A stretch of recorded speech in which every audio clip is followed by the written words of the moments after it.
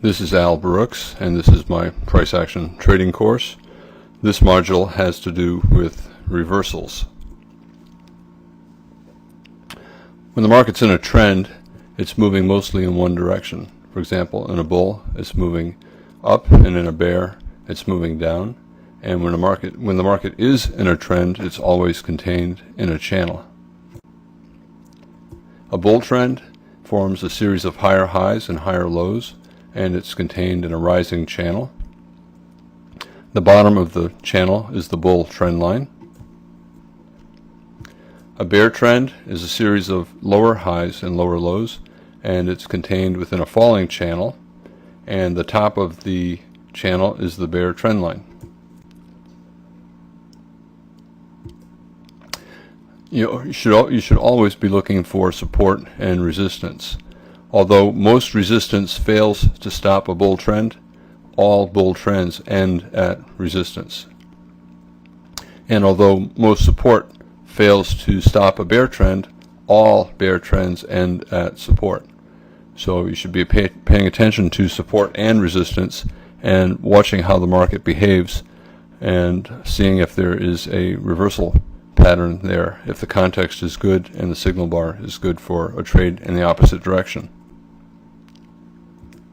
A reversal, simply a change from one trend into an opposite trend, bull into a bear, bear into a bull.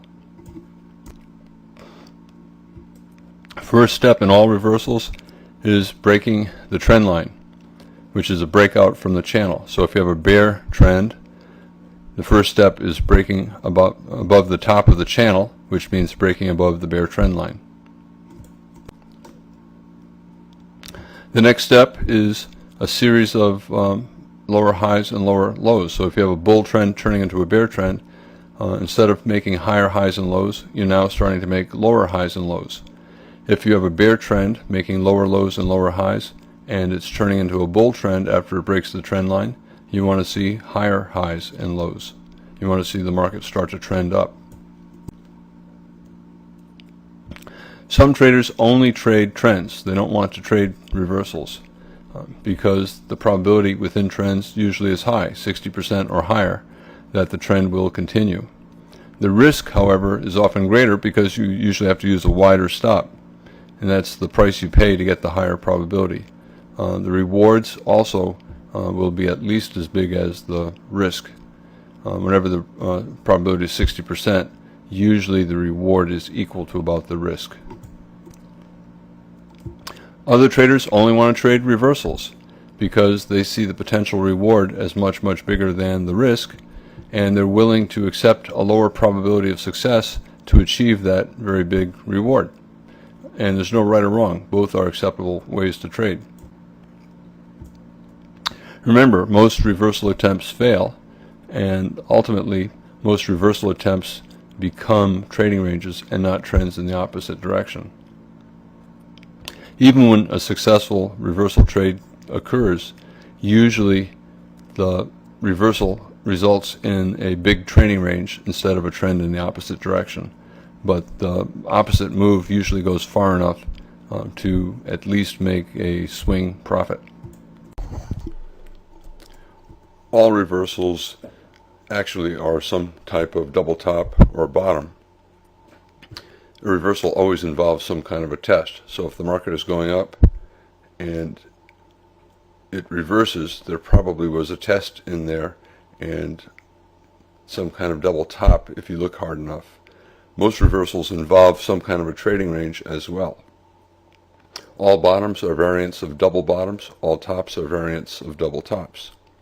But very often some other term is better used to describe what is going on. Sometimes the double top or bottom is so distorted that it's hard to see, and it's usually better described by another term, like a final flag reversal. V bottoms and inverted V tops do not exist. Every instance is something else, usually a small final flag or a wedge. So at the extreme, you could say, hey, there's no double top here. Well, in fact, the market had a top here, a pause, and then it went up for 5 more bars, and this was simply a test of this high. So this reversal, even though it does not appear to be a double top, it is a variation of a double top. The market tried to go down here and then exploded one more time to a new high and then went down again. So even though you might call this an inverted V top, to me the market went up and then had one more climactic top. So this is the second top following this top. There's also a larger final flag here, and this was part of the topping process. It was accumulating selling pressure. Here's an example of a V bottom, but actually the market tried to bottom here. We had a bear breakout, and then we had a couple bars with tails, an attempt at a micro double bottom. Even though this bar did not go above the high of this bar, this attempt at the bottom was the first bottom, and then we had a second bottom here. So I would not use the term inverted V bottom. I would say that this is a small final flag reversal. It also dropped below a trend channel line and reversed, so it's a small wedge as well. But my main point is that it's at least 2 attempts at a bottom. The market tried to bottom here, broke to the downside, and tried to bottom again. So it's a variation of a double bottom. On this chart as well, you can say, well, where's the double top over here? It's a higher high major trend reversal. There's a trend line break over here, and then a new high.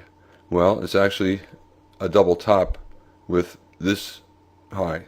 The market tried to top out here and failed. It had one more push up.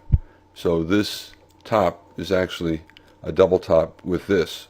All higher high major trend reversals are some variation of a double top. You can also argue that it's a double top with these highs as well, or with even this high, potential final flag. The market it pushed up here, tried to top out and failed. It had one more push out up, and then it succeeded. Most reversal patterns are trading ranges. For example, major trend reversals usually occur within trading ranges. Major trend reversals are variations of double tops and bottoms, which is a sideways market. Final flags, a flag is a trading range. Other failed breakout patterns and climaxes usually involve trading ranges. Wedges, usually part of a trading range. Double tops, double bottoms, triangles. These are all potential reversal patterns, and they are trading ranges. Head and shoulders patterns, tops and bottoms, they are trading ranges. Rounded tops and bottoms are trading ranges. A climax is usually a failed breakout from a trading range. Every reversal pattern will be discussed in its own module over the next series of modules. And this is the end of this module on the introduction to reversals.